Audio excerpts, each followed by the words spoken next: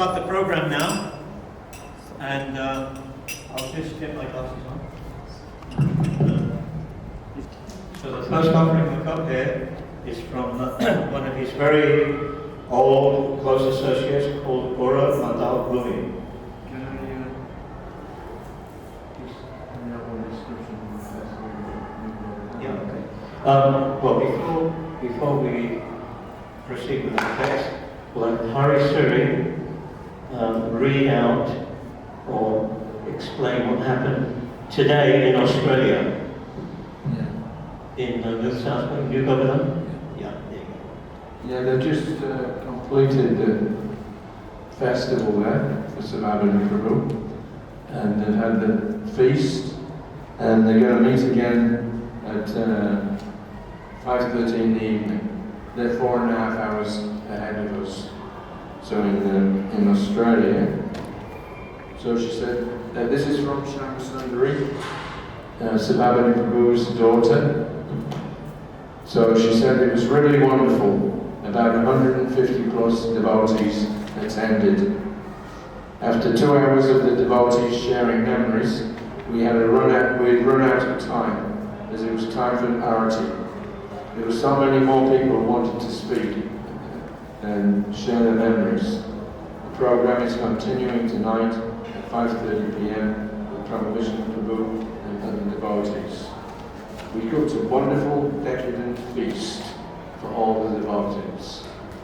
You know what decadent means? And so that's the main place. And now we can continue with the offerings. So these offerings, I'm going to try and speak as fast as I can and clearly, because we want to get through. It's already 11:45. Coming on, brother. So the first one, as I explained, can you get that? The first one is from Gora Mandal Bhumi. He's a very close associate. Dear devotees, please accept my humble obeisances, all glories to Srila Prabhupada. We are gathered here to remember the late godbrother and dear mate of more than 50 years, Sabhapati, Dasa. Sabhapati Prabhu came from Portland in Western Victoria and joined the temple in Melbourne in 1973. He dedicated his life to serving Srila Prabhupada and fulfilling his desires in many ways. Some of his outstanding achievements include creating a bus temple with Gaura Nitai deities, which traveled all over Australia, preaching, distributing Prabhupada's books, distributing prasadam and making devotees.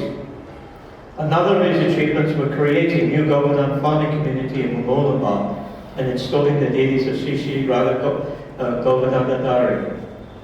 He was active in inviting many prominent public figures and scientists to meet Srila Prabhupada.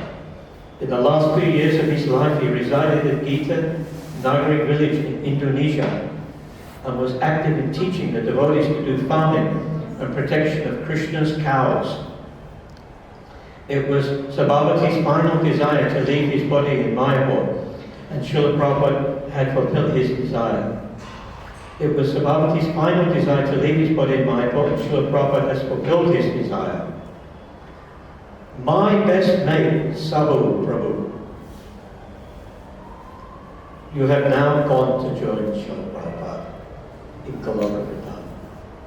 Prabhupada will never forget the more than 50 years of enthusiastic service you rendered to him. My best mate, Sabhu, I feel fortunate to have known you, served alongside you all those years ago. Now you've gone to join Srila Prabhupada in Goloka Vrindavan. All glories to your service. My best mate, Sabhu, I feel fortunate to have known you and served alongside you all those years ago. Now you've gone to join Srila Prabhupada in Goloka Vrindavan. All glories to your service. I feel very fortunate to have known you and served alongside you all those years. That is from Gora Mandala Bhumi, who resides in Indonesia. He's a Prabhupada disciple who's a very close associate. So, Could you give garlands to all our guests, please? Buckley. All our guests need garlands.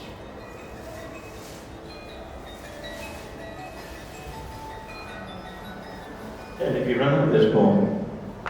So the next one is from his Shani, his daughter. Sabhapati was initiated by Srila Prabhupada in Gopurnima in Sridham Mayapur in 1973. Actually, she got it wrong, it's 1974. Okay, a little correction there. Marking the beginning of his life devoted to the service of Krishna. His unwavering commitment to serve Sri Chaitanya Sankirtan Mission led him to work tirelessly in book distribution, prasadam distribution, and raising essential funds for establishing ISKCON temples. The first such temple was ISKCON Temple in Frome Street, Adelaide, in 1973. And in 1974, 1975, and 1976, when Srila Prabhupada visited Melbourne, Sabhapati was appointed the role of Srila Prabhupada's public relations officer, orchestrating interviews and organizing big preaching events. Between 1973 and 1975, Sabhapati's love for Srila Prabhupada drove him to engage in non-stop book distribution, collecting donations that led him to purchase the ISKCON Temple in Dank Street, Melbourne, in 1975.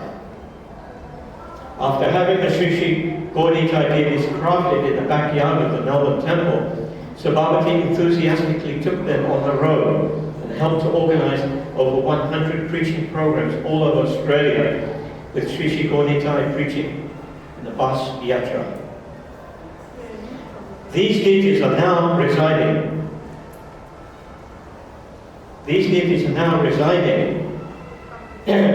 installed deities in the ISKCON Temple in Brisbane, Australia. Prabhupada disciples to honor him.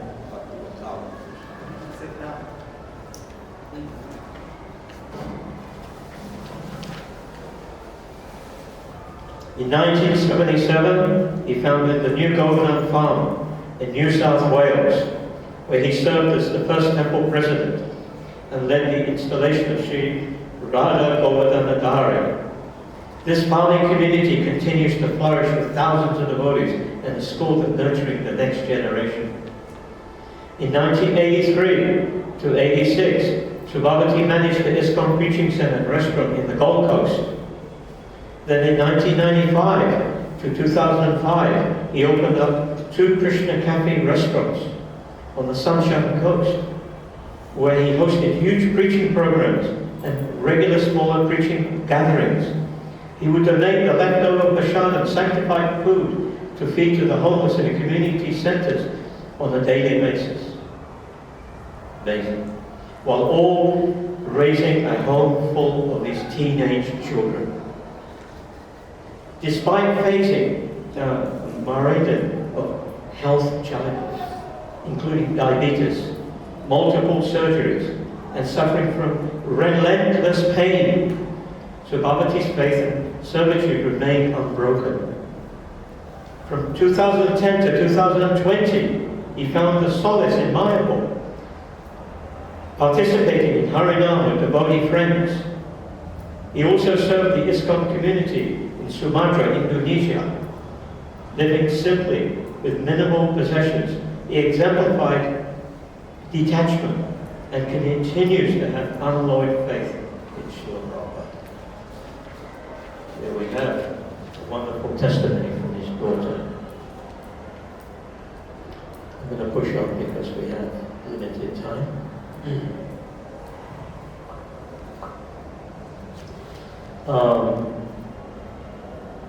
There was a little discrepancy about his initiation, but it has been confirmed through the database.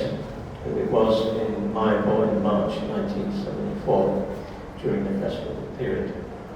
So that has been confirmed. So I was fortunate enough to get from Goramandal Bhumi the manuscript of his life's autobiography, written by himself. When he resided in the farm in Indonesia with Coromandel Bumi, that's when he recently finished his autobiography. And we're going to play at a certain stage some of his, from his own words, from his own voice, and from his own video image, some remembrances of those early days. And let me tell you, he was a spiritual warrior of a kind. I mean, I've never seen a person who was so unassuming, except for someone like Jayananda, who was very humble and meek and sober. And so I consider Sabhapati not only a godbrother, but a spiritual warrior, insofar as he undertook so many trials and tribulations in his missionary activities in a very rough country called Australia, where unless you were of the particular mindset, being born there, because his grandparents came from Scottish and Irish descent, he was of a kind of a Viking, if you know, for a better use of the word. He had a Viking nature. He was a warrior from his heritage. He was a fighter. And if you know Irish people and you know Scottish people, then you know that they are warriors. So, you know, I only met him personally a few years back, maybe 5 years ago. I went to Hari Suri at one of the programs that John Maharaj was feeding the Brahma disciples after the end of Kati. And I approached Hari Suri and I asked him, who is that devotee then that you're sitting with? He said, oh, that's Sabhapati. And he didn't say a lot. And he introduced me to him and I sat and took prashadam with him. And I came to realize after a very short period of time that this personality is very, very, you know, I could see straight away he didn't want any distinction for himself. And if anything, I think he has low self-esteem and he doesn't want any type of recognition. But here today, we're giving him recognition. And let it be recorded today as much as we can, and in Yugovardhan, where they've had a tremendous attendance that will go down in history as a Prabhupada man. And getting back to the memoirs, his book, which is with me and with my researcher, editor, layout person, we are now laying the book out. And we will hopefully get to see the front cover. I've sent it to the framing company. I told him to deliver it, but he hasn't turned up yet, so they have to call him. And but in any case, the book is in hand, and we will produce the book for him in his absence. Here's a little bit from the book.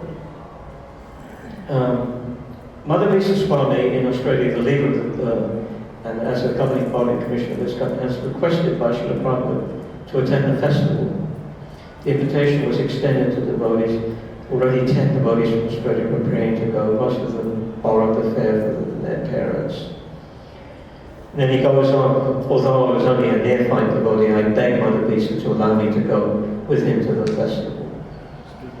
I heard so much about Mayapur and Vrindavan with the prospect of taking initiation personally from Srila Prabhupada. I dearly wanted to go. I telephoned my father and told him I wanted to go to India and asked him for $600 for the airfare. Surprisingly, he agreed, thus Krishna fulfilled my desire. I hurriedly organized my passport, and by 21st February 1974, 13 Australian devotees left for India. And I'll just skip a bit because we've got a lot more to go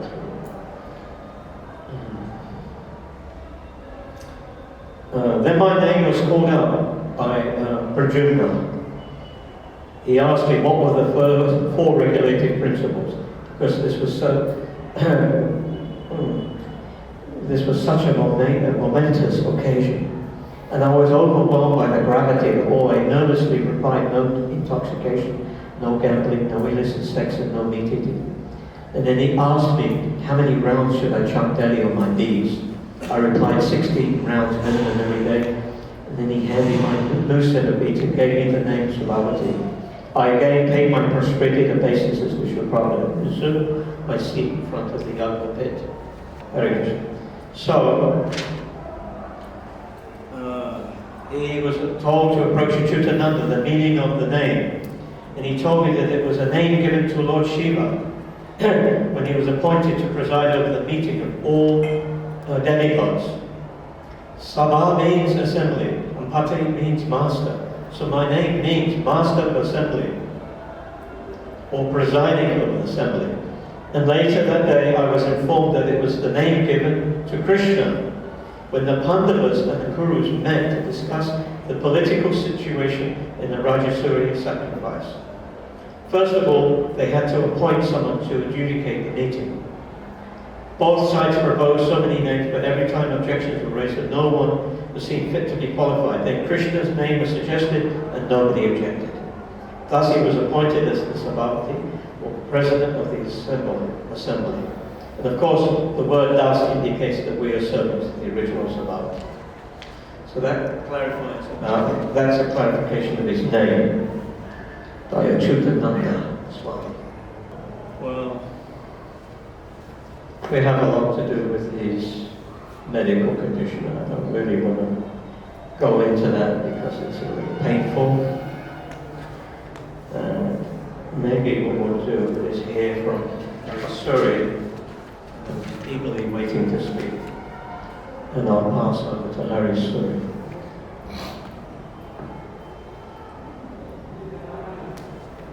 Hare Krishna. First of all, I'd like to thank you for coming, all of you. Most of you, I think, didn't know Sabhapati very well. He was in Australia for most of his preaching activities. But I'll just say a few words about when I first met him. He joined in June of 1973. We were working on the Rath Yatra cards for the festival in Melbourne. And he had started coming around, he was starting to chant, and then he made the decision to join Islam. And I met him because we were just in the final stages of finishing the building of the Rath card, and I needed extra help for painting it. So Sabhapati, he was recommended to me that he can do some work on the Rath Yatra. And so I immediately started telling him what we needed to be done. And he immediately said, oh, I can't do that because I've got a bad back. So I thought, oh, this guy's another faker. But fortunately that wasn't true. He actually did have a bad back, and he did what he could, but he became very quickly a prominent preacher in Australia. It was mentioned that whenever Prabhupada came, Sabhapati was his PR officer. He would go and he would make arrangements for Christian leaders, politicians, scientists, and he would get them to come and discuss with Srila Prabhupada. So he did that service for several years, very successfully. In 73, 74, he got a bus. They got inspired, I think, by Vishnu Jan Swami, and he got a bus, and they toured all over Australia. And they had one devotee, Bhaskara Prabhu, who was into sculpting, and he knew how to cast metal. So they made their own Gaunified deities about a foot and a half. They made them in the backyard of the Melbourne Temple. And then those deities became the travelling deities for Sabhapati's bus party. So they would drive from one place to another, collect funds in the daytime, they would hold programs in the evening, and local people would come. They would have a arati and prasadam lecture, and he was very effective in picking up new devotees. There's quite a handful of young men that were attracted by the preaching on the bus party. So at some point,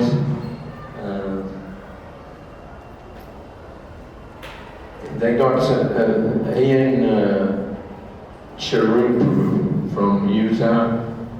At that time, Chiru was one of the leaders in Australia. He actually was made the temple president of Sydney Yatra in 1969 when he was still Bhakti Chris. Balamadam Prabhu had been there to start the movement, and then he had to go somewhere else, so he told Chiru Prabhu, now you're the temple president. He wasn't even initiated at that time. Anyway, so Chiru was an active preacher. They saw, in 1974 when they went to India, they saw Balavanta. Balavanta had started this In God We Trust party. And it was a foray into the politics. So Prabhupada initially supported it, and Chiru and Sabhapati decided to run for office. But Chiru couldn't because he was an American, but Sabhapati was a local boy. So in Melbourne in 1974 they had federal elections, and Sabhapati announced his candidacy for the federal elections to get into federal parliament. And it was straight up Hare Krishna preaching. I went out with him several times, and we would have a group of about 6 or 8 devotees, and we would chant down the street, and then on each street corner we would stop. People would gather around. Sabhapati would tell them, "These leaders that you've got now are no good. You should." His primary program was that you should elect a leader that's free from any vice. And some people were appreciating it, and even the newspaper, local Age newspaper, they printed an exchange between the reporter and Sabhapati, and he asked Sabhapati, if you get elected, then what's the first thing you'll do? So he immediately responded, he said, I'll shut down the bar. He said, how can you govern a country when you're intoxicated? So they like that. That became the quote of the week in the newspaper. The campaign also attracted attention from Arnold Schwarzenegger. Arnie was a 2-time Mr. Universe at that point, and so he thought it would be good publicity. He'd seen something about the devotees preaching, And so he came to the one of the official press launches, and Sabhapati and Arnold Schwarzenegger had some exchanges, and Arnold Schwarzenegger, having to grow sky, he was saying that you're vegetarian, but I love meat. So there was some exchange, and Sabhapati challenged Arnold Schwarzenegger. You come out. Schwarzenegger had challenged the devotees to come and work out in the gym with him, and so Sabhapati countered that by telling Arnold Schwarzenegger, "You come out on the street for 8 hours and jam with us." It didn't happen, of course, but anyway, it was an interesting campaign. And Sabhapati was just upfront and bold, and no compromises. And in the end, when they had the elections, he got nearly 600 votes. So, I mean, in thousands, he got nearly 600 votes. And that was reported to Srila Prabhupada. Prabhupada was very pleased. He said each one of those votes is a vote for Krishna.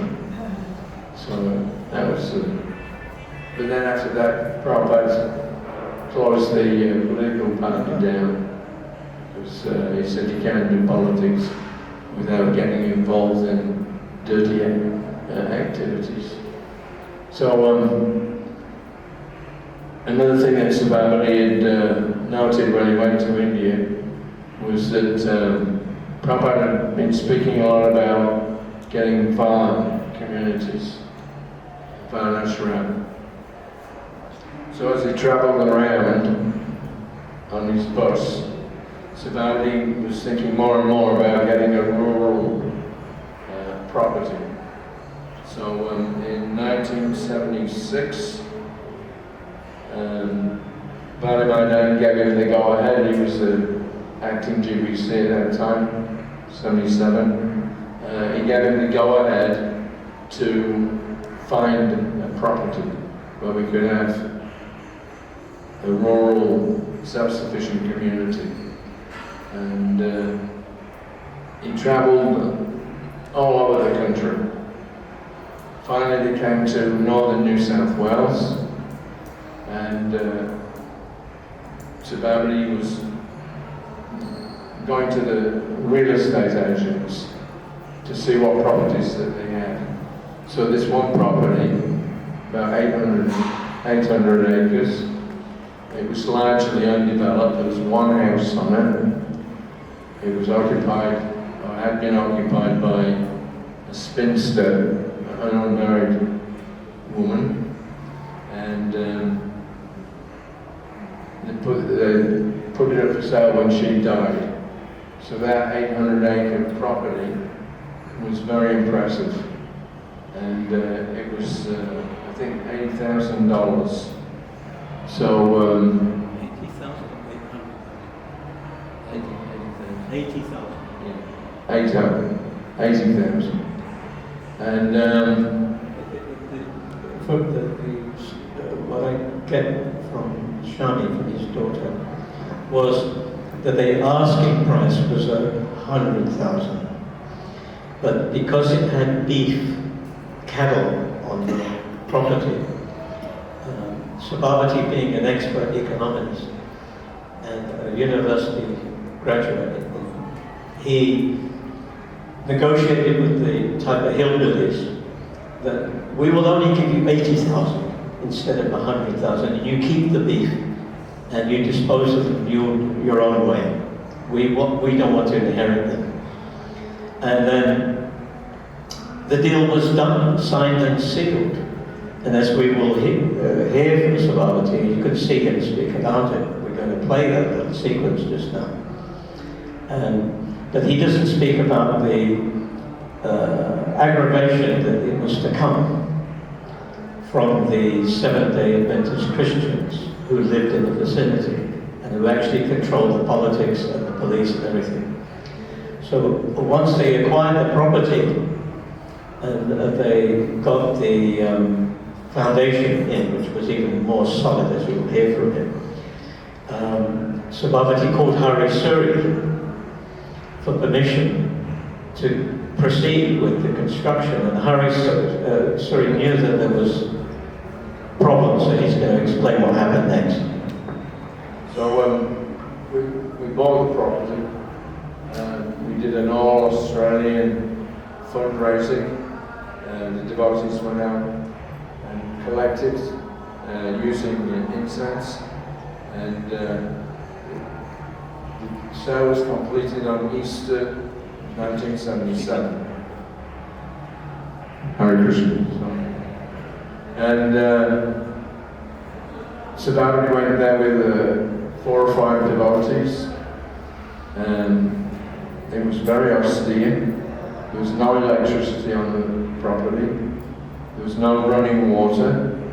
And for the first 6 months or 1 year, the devotees had to go and bathe. There was a shallow river at the entrance to the property, so they would get up at 4 o'clock in the morning for Mangalarti and go down to the river, wash there, and then come back and attend the program.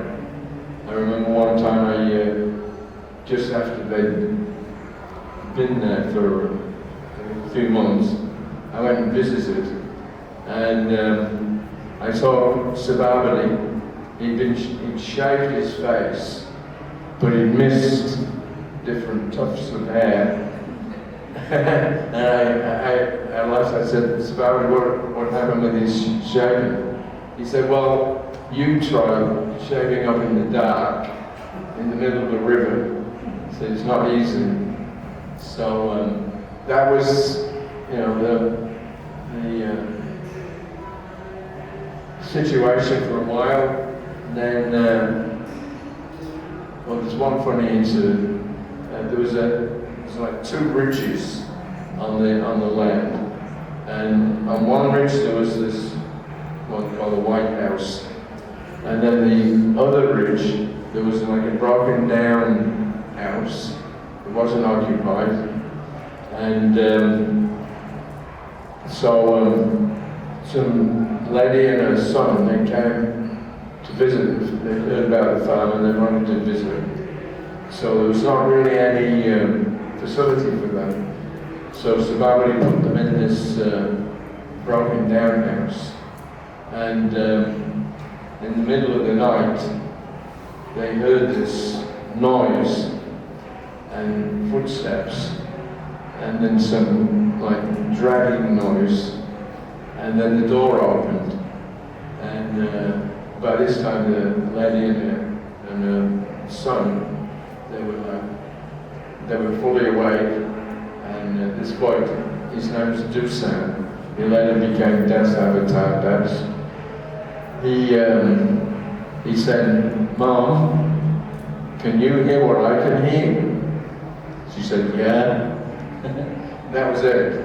They ran across the fields in the middle of the night because that house was ghostly haunted. The Aboriginals had some kind of burial place up on the mountain, and it was an area where they said if you went there, the stones would fly through the air and hit you. So, anyway, that's just a side issue. So Sabhapati dedicated himself to developing the farm. His dad actually, I think, was, he had a dairy, and he held some kind of record for milking a cow for 365 days, one full year. Every day he would milk this cow. So anyway, Sabhapati had an inclination, and he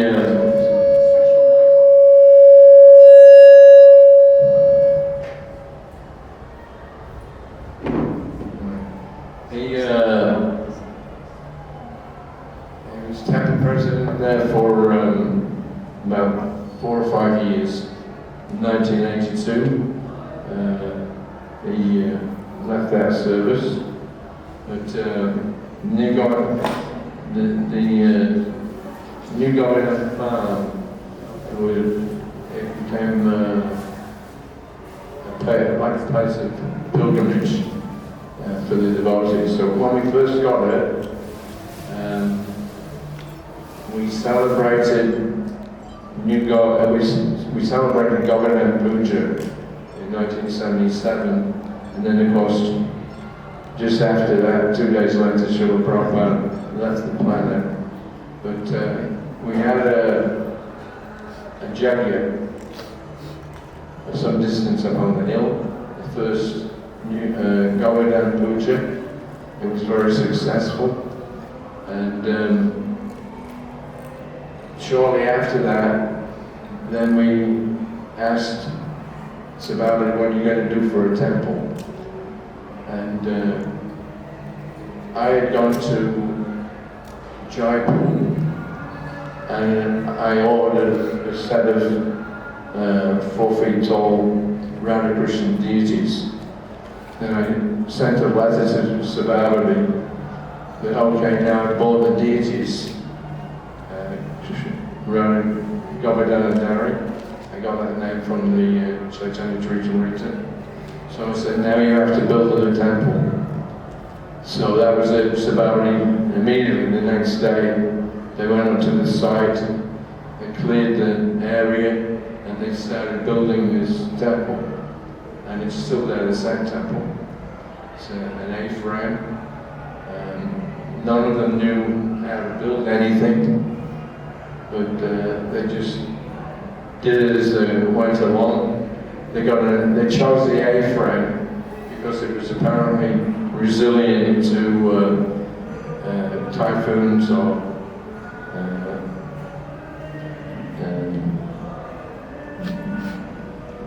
bad weather. It was just the way it was designed. So he built that temple. We had, I don't know whether he put in an application and it was refused to build on the property there. And Sabhapati got in touch with me and said that they refused permission. So I told him, just go ahead and do it anyway, we'll fight them in court. And so he did. He immediately started building. We made an application for developing a community. Again, we had opposition from the local council. In those days, there was a law that you couldn't have more than one house for 8 acres. You could have one house. So we had 800 acres. So that we could only get permission to build 10 houses. So again, we fought with them. Eventually, Sabhapati went to some kind of land court, and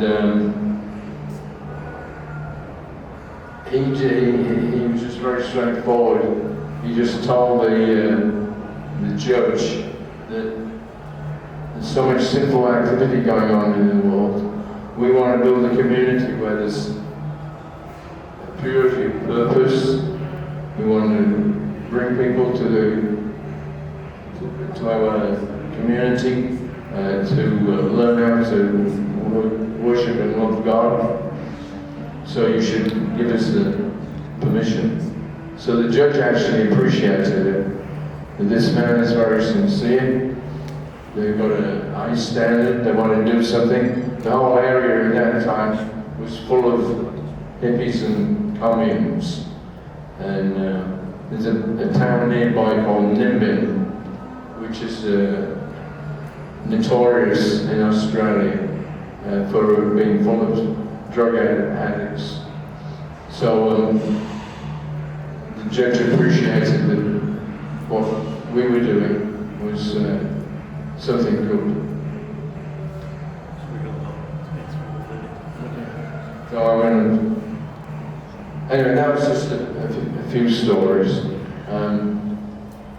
I've known Sabhapati for over 50 years.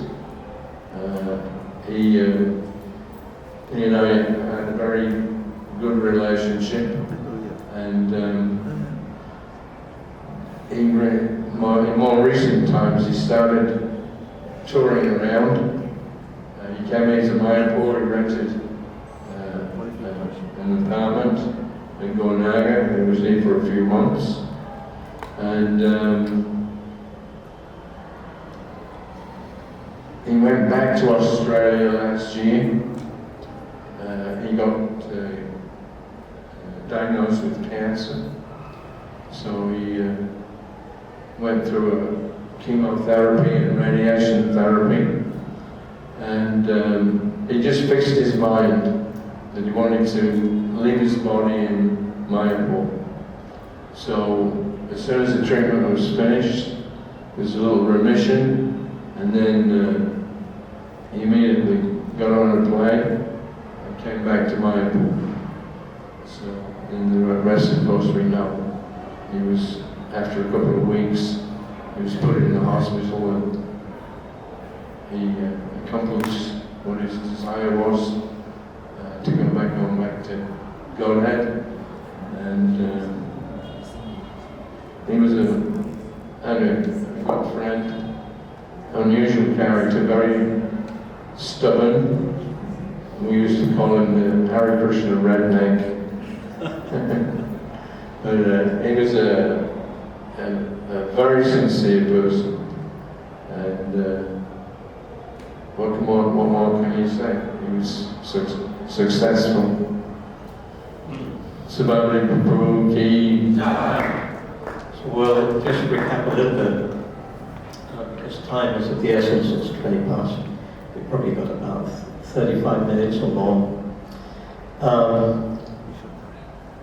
His daughter told me they were strapped for money for the farm. So when they finally got, through the police harassment and the Christian onslaught from the Seventh-day Adventists, and the money was all sunk into the property, as Hari Suri correctly said, $80,000, which was a huge amount in those days. And they had to build the project. And so he was wondering how to get the ingredients, the building materials, to fundraise. So, but then it was not easy, because if you know anything about building, it costs a lot of money. So Sabhapati found a demolished hotel, Australian hotel in the outback. And he got these building blocks and brought them all to the farm, one by one, truck, load by tractor, however he brought them. And he recycled the building blocks to begin the project of the temple. So that was his determination. That's the type of person he was. There was no barriers for him. There was no stumbling blocks. He was very creative. Anyhow, so I think it's time to hear from Sabhapati direct. So if the cameraman here can help me, we can begin. We'll hear directly. How many people would like to speak? We've got Salva we've got Sadvik Prabhu, we've got Purnamasi, who was assisting him right up until the very last moment. Anybody else? What's his name? Okay, so we've got 4 people we can try and fit in. And we'll just give me a second and we'll try and set up the video. Controlled by is the biggest Seventh-day Adventist community in Australia, and they controlled the local council, and they rejected our building application like that. So after they rejected it, I rang up Hari Suri Prabhu, who was the GBC at the time, and I said, they rejected it. What are we going to do?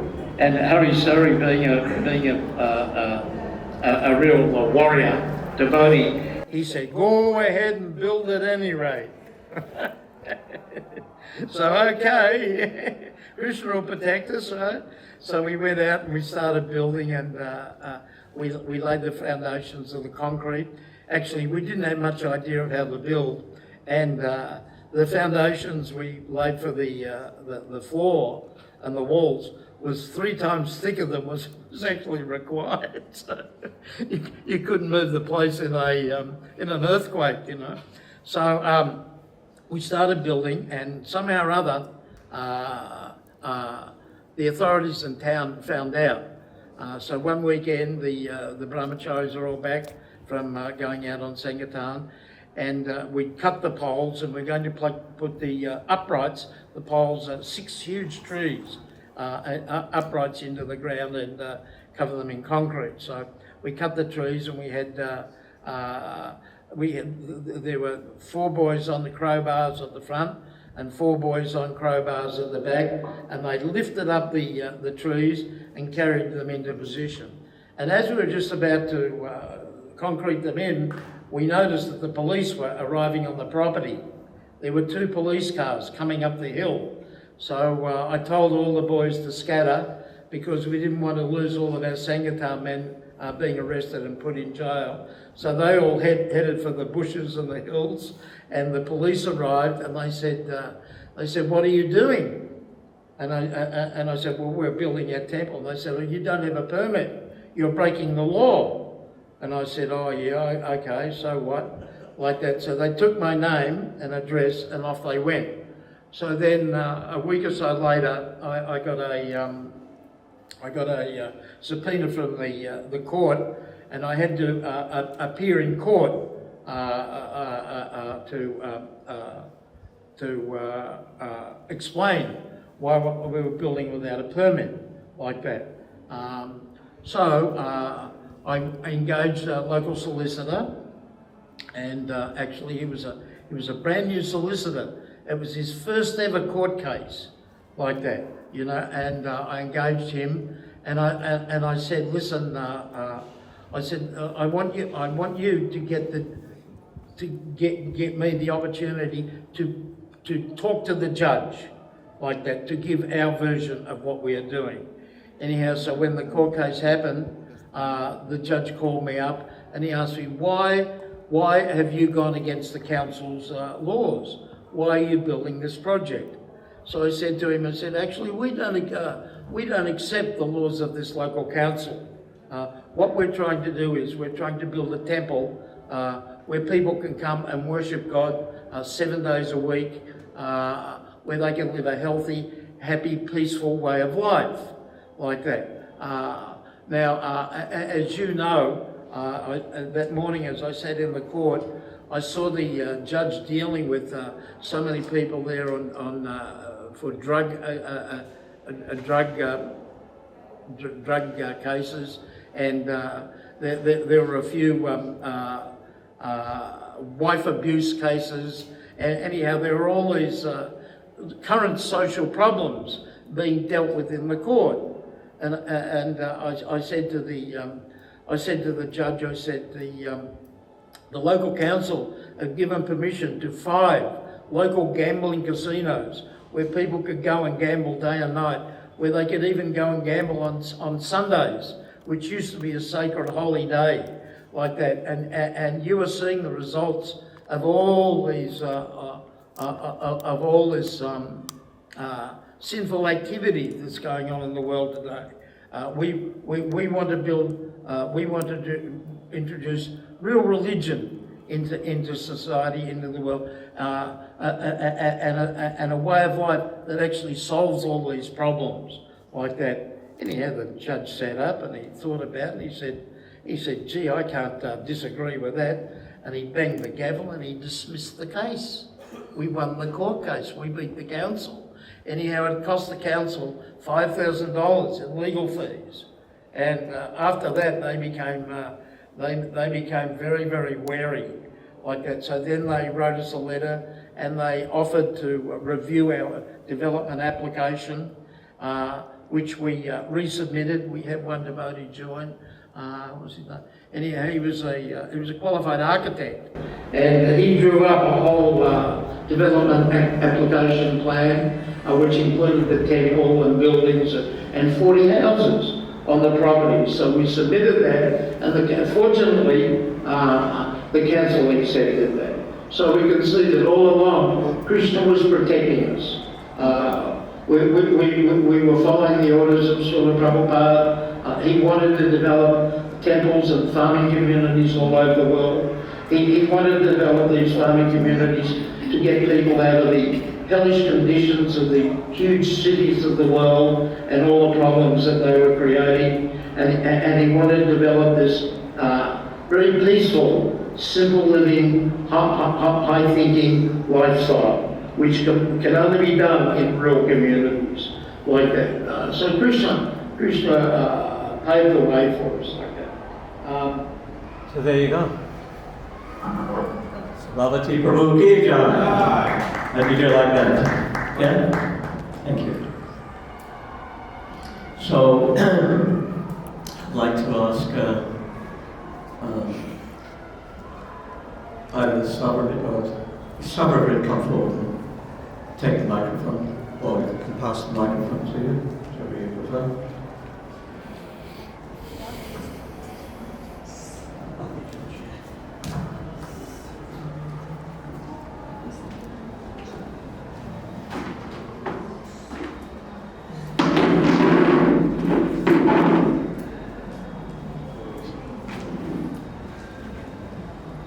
Hare Krishna.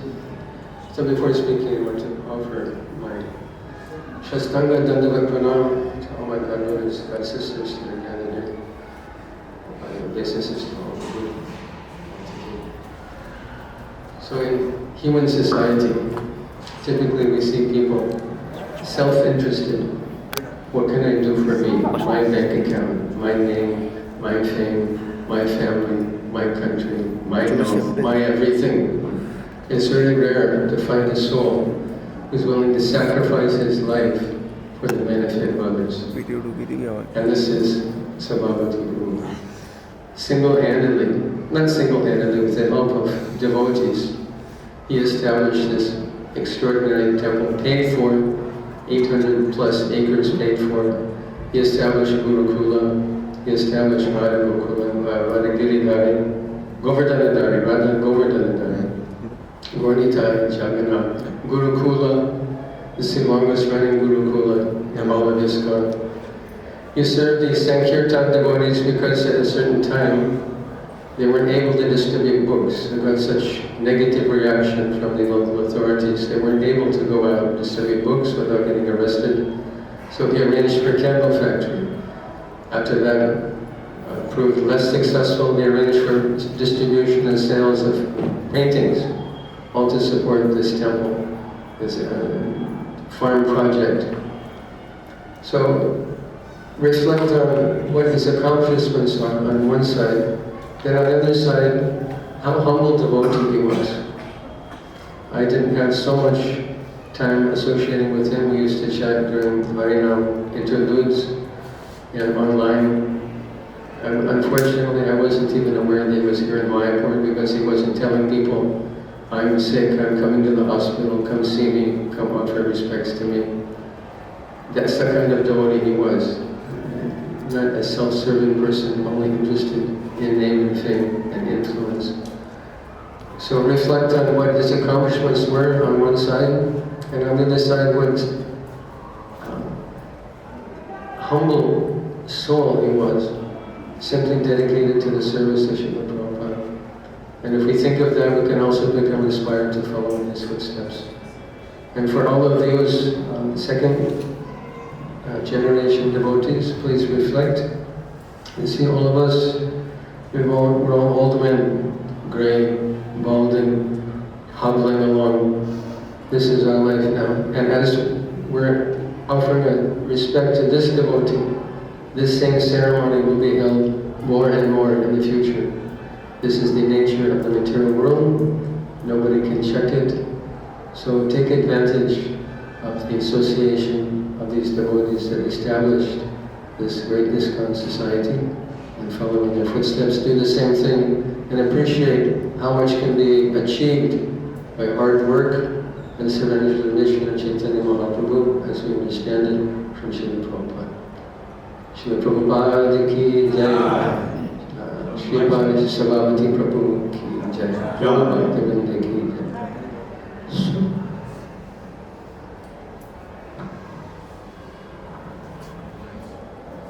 So this is my esteemed Godmother Satyam Prabhu. Did so much service here in Mayapur.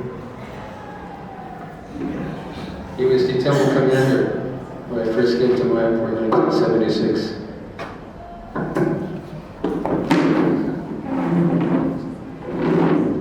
Shashika Prabhupada ki, Sabhapati Prabhu ki. After hearing all these wonderful remembrances of Sabhapati Prabhu's service, because I had no much association, physical association with him, though in the early days here in Mayapur, the Australian Yatra had a lot to do with the Mayapur development, because Bhavananda Maharaj, at that time Prabhu today, he was the GBC here in Mayapur as well as the GBC for Australia. So the Australian devotee, they performed a lot of service here in the Holy Dham. And after working hard the whole year, the devotees would come to Sridham Mayapur for a very well-deserved spiritual retreat and recuperation. So we had wonderful kirtans, and that's how I remember Sabhapati Prabhu. He was a very enthusiastic kirtaniya, as were all the Australian devotees. We had wonderful kirtans here in the Holy Dham. And then last year, I remember, after so many years, I met him again here in Mayapur, with a gap of over 50 years. And we had little discussion, little talks, not much. We didn't know each other very well. But then he came again this year, or just in November or December.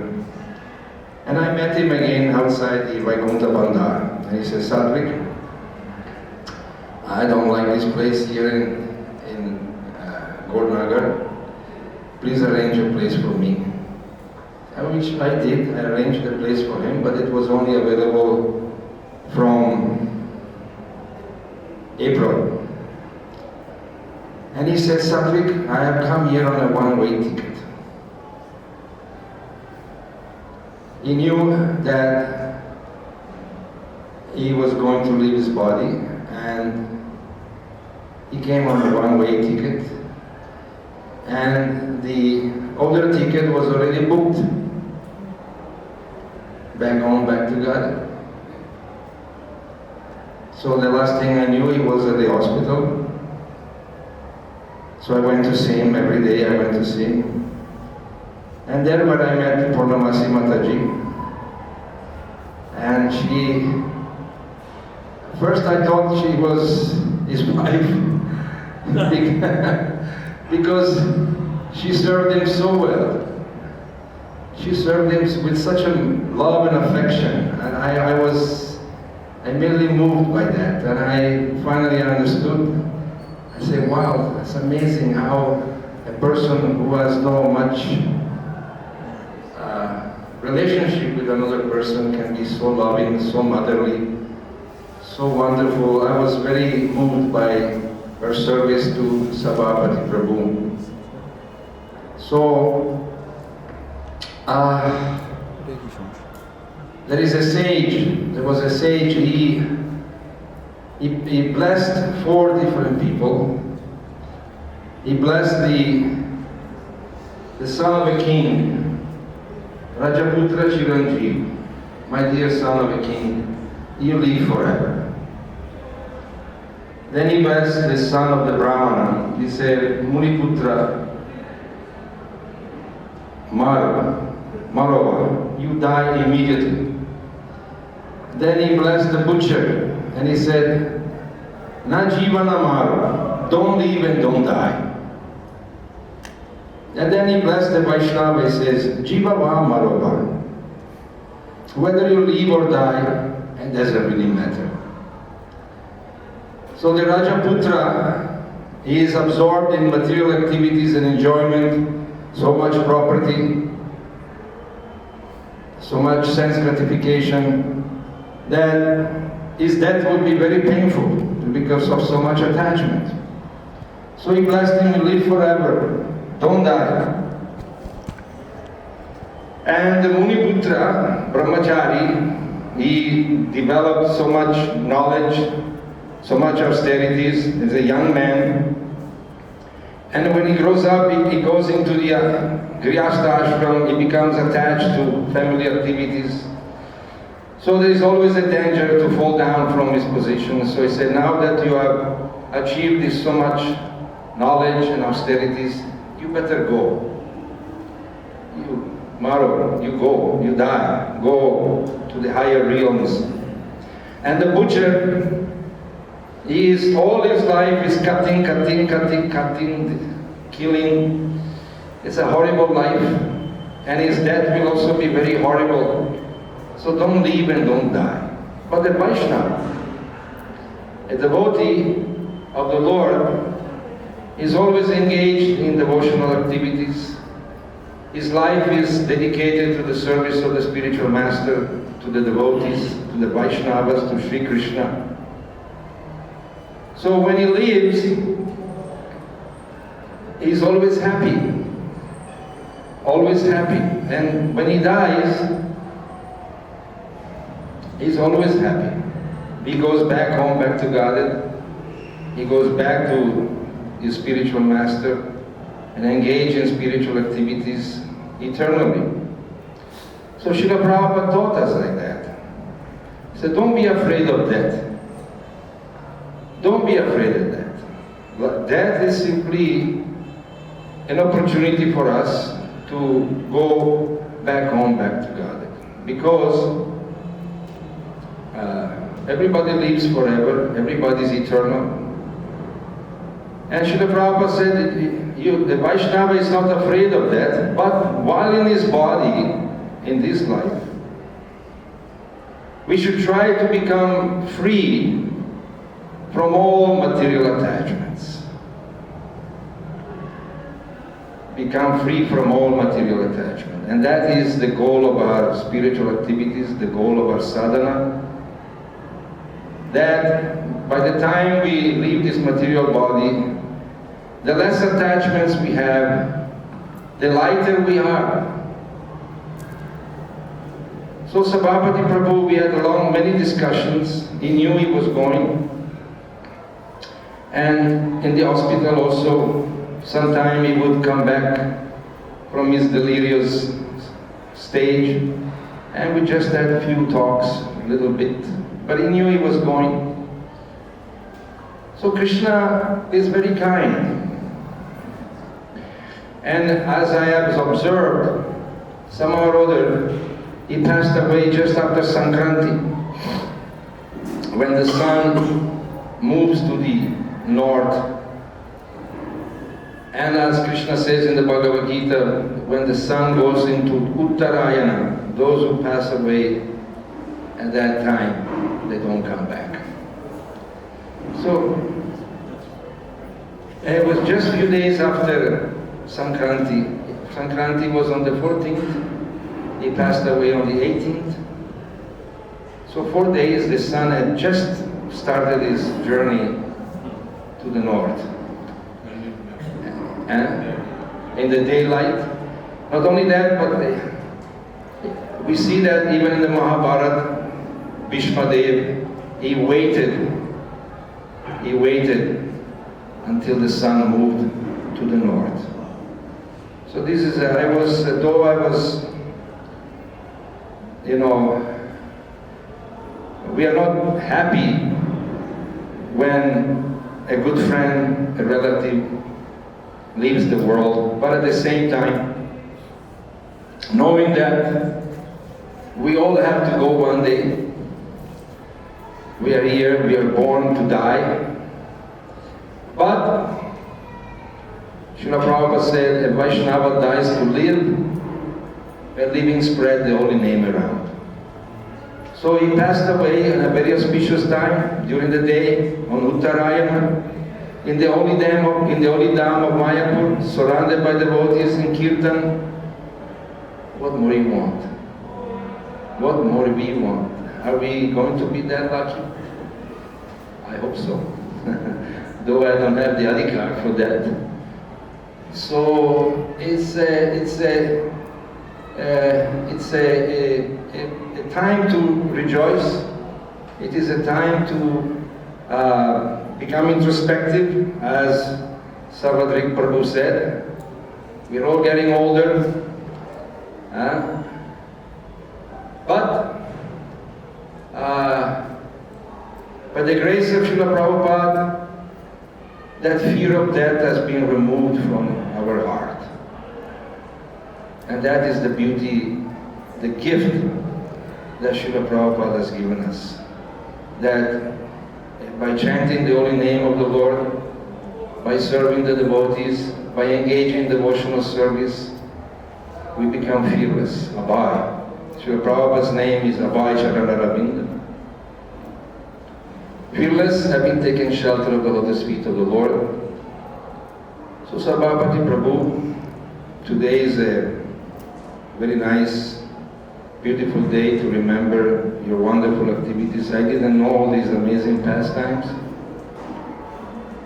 And may you bless us from wherever you are, that we may also join you and all our God brothers, God sisters at the lotus feet of Srila Prabhupada. Hare Krishna. Thank you, Sabhapati. I'd also like to comment on the individuals that supported Sabhapati in these last moments. And some of them are completely in the background, and some of them don't even, have any type of formal recognition. As Sabhapati was explaining, Purnamasi was there every single day of his hospitalization, and even before probably. But the visa office, the FRO office, devotee, if you'd like to come forward. And he played a very important role with the police. Because as you know, that actually all foreigners, they have stringent rules about cremation of foreigners. You need police clearance. Come down. And please, he'll share with you a little bit, because we need to do some Pushpanjali and a little bit of puja. You can also speak. But this is important. The people in the background that completed the whole episode. Take a seat. And Prabhu, please announce yourself.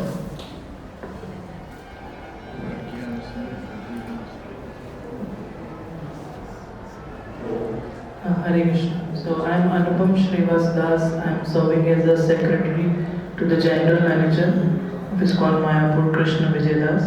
So our office is taking care of the foreigners, especially who live body here in Mayapur. So we have to deal with different government authorities, including local panchayat for the approval for final rites at Srila Prabhupada Ghat, the local police clearance, so that they have no objection that the final rites can be performed, and the local FRO office for to get their approval. And because Sabhapati Prabhu is having his final will that during this event ISKCON can do the final rites, so we were able to proceed very fast. and we try to establish good relations with all the government authorities. We informed the Australian embassy on time, and everything took place nicely. So it's unfortunate that we are getting this service to serve senior devotees of the community. Hare Krishna. Thank you very much for that. Thank you very much for that timely service. Prabhuji, please come down so that we can move on. We won't forget those devotees that really helped Sabhapati. Hare Krishna. Introduce yourself. My name is Gyana Samudra. I am a servant of the servant of Srila Prabhupada, and I've been serving Radha Vallabha in Melbourne for the last 50 years. So I've had the association of Sabhapati pretty much all that time. Although he's been up in Wollongbar and I've been down in Victoria and Melbourne. But I thought I'd take this opportunity to maybe praise or even just thank Sabhapati for what he did over the years, because he was one of those personalities that you couldn't praise, not in front of his face, because he would just shut it off.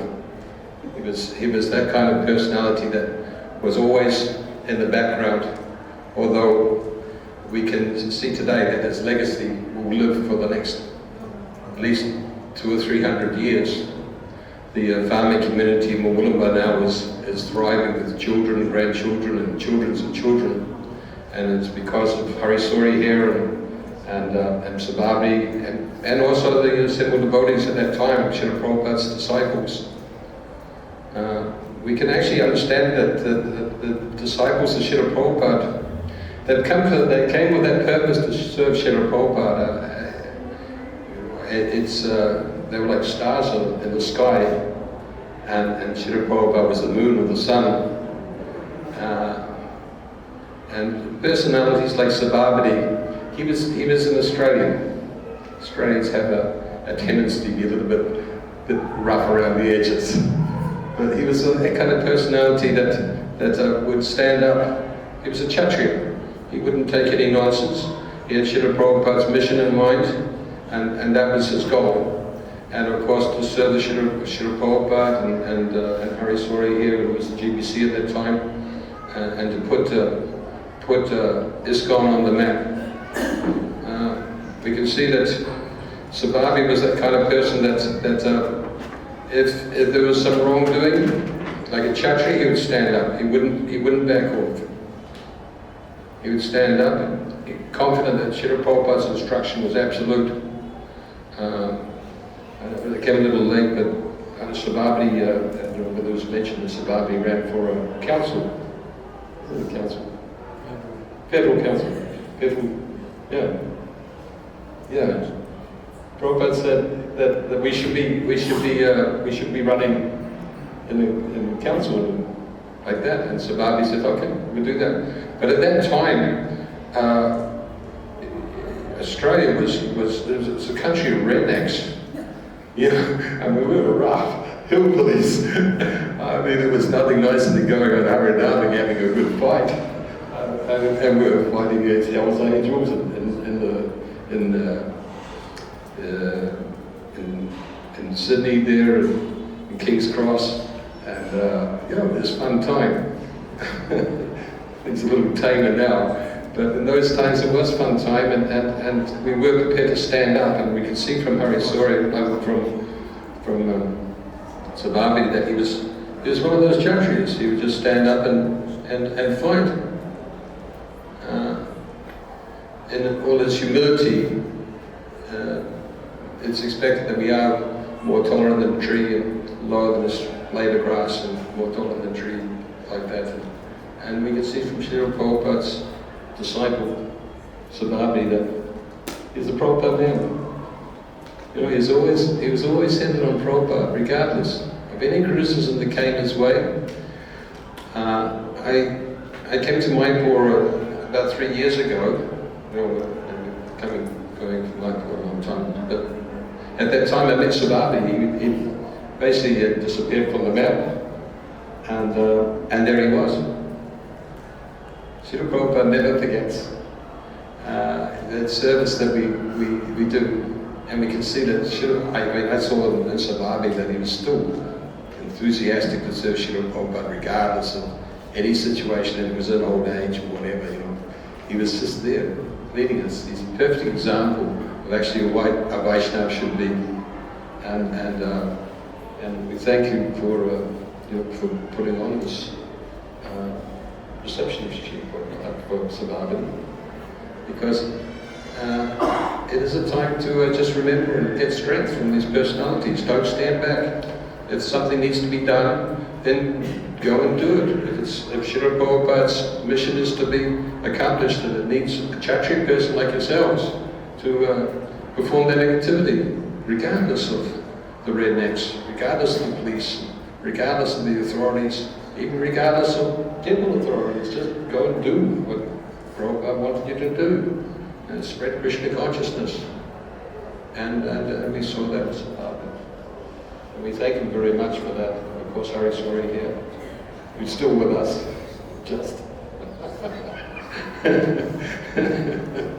But take shelter of these personalities, because, you know, we're not going to be around for much longer, and their strength is the guiding rods for our future. So get instruction from them as much as you can, and see how they did it. Follow in their footsteps. And this is how we can progress safely in Krishna consciousness. It can be done, it will be done for the next 20,000 years. And we thank you. I know that the new generation are going to come up against similar problems to what Sabhapati had to overcome. And by just remembering that personality, it can be done. By Krishna's grace, it can be done. You know, money and everything else is tributary. It's nothing. As long as we have Krishna in the forefront and Prabhupada's mission behind us, then we can touch the sun. Nothing's impossible for this movement to go forward. So thank you very much, Sabhapati, for giving us some time to praise his achievements and his service. Thank you. Thank you very much. Hare Krishna. So we're just I'm going to read one short, thank you for that, Prabhu. One very short offering, and then we'll go into puja, offering flowers to Srila Prabhupada and Sabhapati. So this is from Ajamil Prabhu, who was very close with him when he first came to Mayapur in the beginning of January. Dear Sabhapati Prabhu, we met in Mayapur a few weeks before your departure. You said with immense confidence that you had come to Mayapur on a one-way ticket, knowing well that the frailties of your physical condition. You knew too well that the inevitable departure time for you was just around the corner. In spite of the inevitable imperfections, you attained perfection, because Srila Bhaktivinoda Thakur wrote, whoever leaves their body in Mayapur, never do it, only attains Gauranga Prema, regardless of any auspicious and inauspicious circumstances. You are now with Srila Prabhupada in Goloka Vrindavan, because Srila Prabhupada said so as follows. I can take you to Krishna Loka even if Krishna cannot do. So, to serve the servant of Krishna is better than to serve Krishna, to serve directly Krishna. Because if the servant of Krishna promises something, if the servant of Krishna says, I'll take you to Krishna Loka, you must go there. Even Krishna cannot do that. And the reference to that is the Srimad Bhagavatam 7.9.29, March 7th, 1976, Mayapur. So, we've had enough time to glorify in a short period. It's time to offer flowers. And if Kirtan can begin, and we'll make a little flower offering, and then we'll take the prasadam afterwards. Thank you very much for attending. Hare Krishna.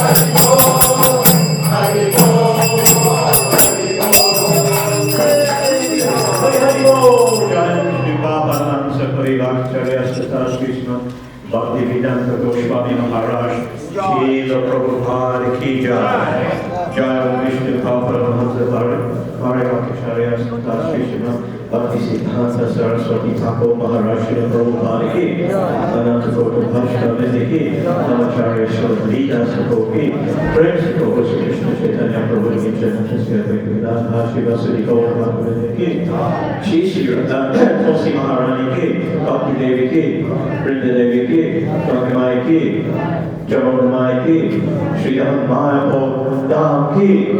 All glories to the simple devotees. All glories to simple devotees. All glories to Shri Guru Gauranga. Hari Bol. Prabhupada Ki Jai. Sabhapati Guru Ki Jai.